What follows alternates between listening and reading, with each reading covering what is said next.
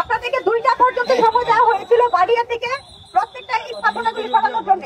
2টার পরে যদি এখানে আর একটা স্থাপনা থাকে সেগুলি জব্দ হবে এবং এইখান থেকে এবং রাস্তা থেকে সবগুলি আমি 2টা পর্যন্ত সময় দিচ্ছি। ঠিক আছে, দ্রুত 2টার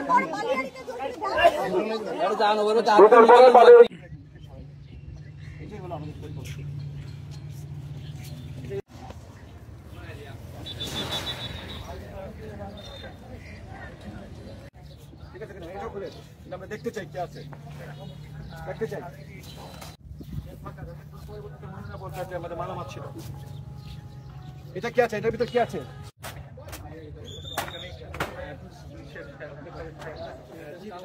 যাতে করে না বলতে পারে যে এটার ভিতর মালামাল ছিল।